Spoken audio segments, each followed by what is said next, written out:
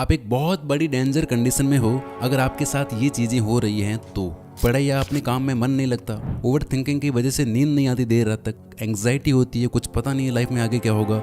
इन सब से बचने के लिए आप मोबाइल उठा के देखने लग जाते हो और वहाँ इंस्टाग्राम यूट्यूब पर एक्टर्स, इन्फ्लुएंसर्स, व्लॉगर्स की लाइफ को देख के आपको लगता है कि यार ये लोग तो कुछ भी करके पैसे बना रहे हैं, इनके तो मज़े हैं, मेरी ही लाइफ बेकार है। फिर से आपको ख़राब लगता है। इस तरह हर दिन एंग्जाइटी और ओवर थिंकिंग में जाता है। लाइफ स्टक हुई पड़ी है, लाइफ में मज़ा नहीं आ रहा है, अंदर से एक खालीपन रहता है, गिल्ट रहता है, डर रहता है कि क्या होगा मेरा आगे।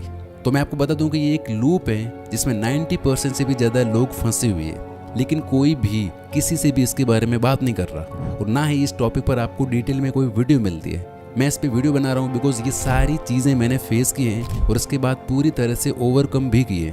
अगर तो आप एक्चुअल में इस लूप से बाहर निकलना चाहते हो तो अगले 10 मिनट में जो बातें मैं बताने वाला हूँ, पॉइंट वाइज जो मैंने सारी चीज़ें एक एक करके खोली हैं, पूरे फोकस के साथ आपको मेरी एक एक बात समझनी पड़ेगी। शुरू। पहली चीज़ है रिस्पॉन्सिबिलिटी। आपको अपने दिमाग में सबसे पहले ये बात बिठा लेनी है कि कोई नहीं आ रहा है तुम्हें बचाने और इन सब से निकालने, बिकॉज किसी को कोई फ़र्क नहीं पड़ता। अगर हफ्ते में 100 लोग 100 चीज़ें भी आ रही तुम्हारे सामने तो उनका खुद का कोई मतलब है केवल तभी। ये वीडियो भी मैंने बनाई है तो इसमें भी मेरा कुछ ना कुछ फ़ायदा है। वो बात अलग है कि ये मेरा काम है, मेरा पैसन है कि मेरी बातें किसी तरह से लोगों की हेल्प करें, लेकिन जो भी है थोड़ा बहुत फ़ायदा मेरा भी है इसमें। तो आप चारों तरफ से ऐसी चीज़ों, ऐसे इंसानों, ऐसी टेक्नोलॉजी से घिरे हो जो बस आपसे कुछ ना कुछ निकालने की कोशिश में लगी हुए हैं। आपका पैसा, आपकी एनर्जी, आपका टाइम, आपकी अटेंशन, ये सब आपको दिखता नहीं है लेकिन ऐसा ही है। If something is free you are the product मेरे भाई। तो इसलिए आपको अपनी पूरी 100% रिस्पॉन्सिबिलिटी खुद ही लेनी पड़ेगी कि जो कुछ भी करना है मुझे ही करना है। दूसरी चीज़ है कन्फ्यूज़न।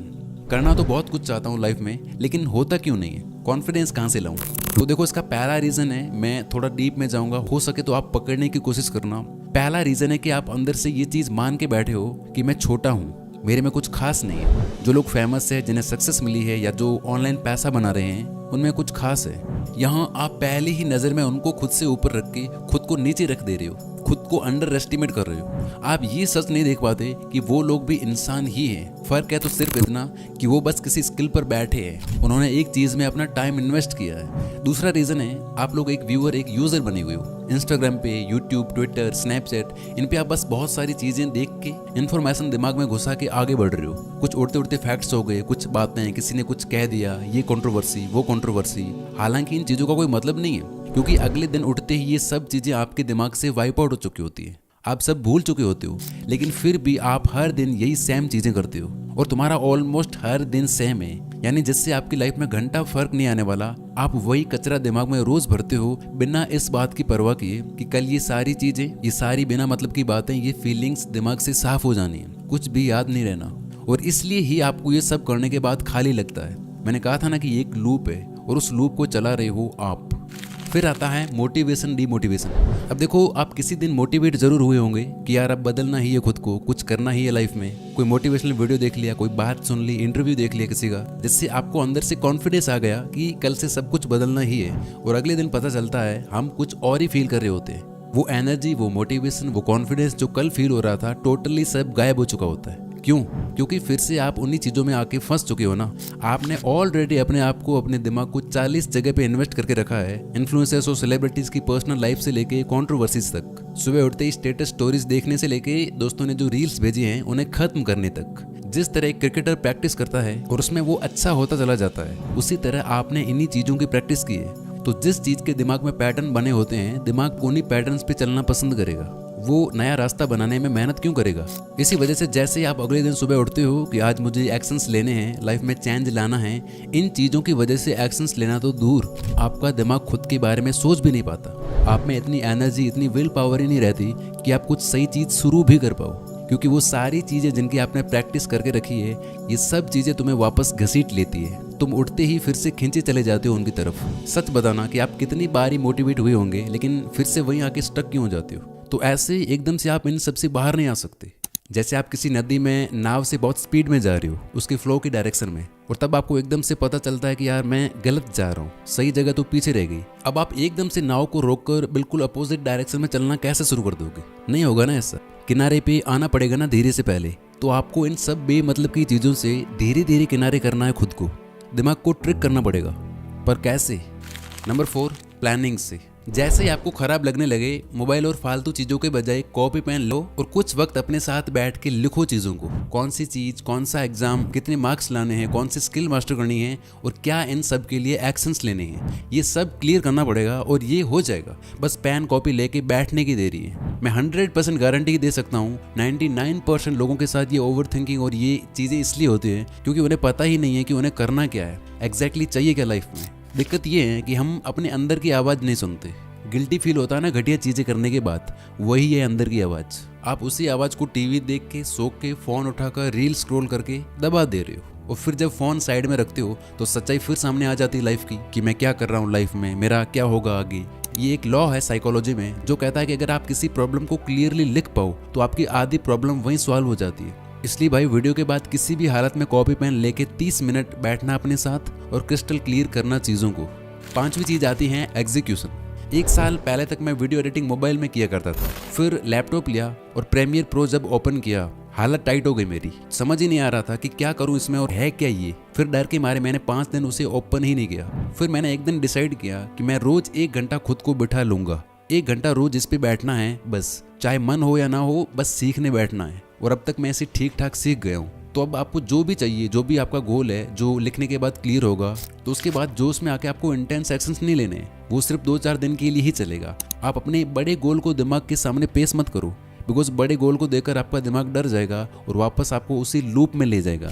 इसलिए बेस्ट यही रहेगा कि जो भी आपका बड़ा गोल है उसको टुकड़ों में बांट लो, ताकि आपका दिमाग उन्हें देख के बोले कि चलो इतना तो मैं कर ही सकता हूँ। और अगर आपका मन, आपका दिमाग फिर भी ना माने तो उसके लिए मैं आपको एक ट्रिक बताता हूँ कि आप 1 घंटा पहले खुद से 10 बार बोल दो कि मैं इतने बजे काम करने बैठूंगा, मैं इतने बजे पढ़ने बैठूंगा। पूरे कॉन्फिडेंस, पूरे बिलीव के साथ बोलो कि मैं ये काम करूंगा।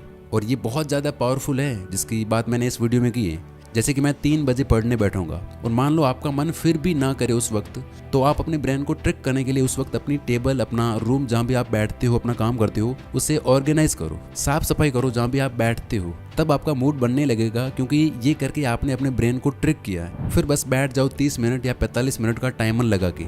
और कम से कम अगर आप बिल्कुल कुछ भी नहीं करते हो दिन में, तो भाई कम से कम 2 घंटे से शुरू करो। दिन में 2 घंटे काम। पोमोडोरो टेक्निक यूज़ कर सकते हो इसके लिए, 25-25 मिनट के टाइमर लगा के। और इसी तरह से फिर 2 से 4 घंटे और 4 से 6 घंटे तक ले जा सकते हो पर डे।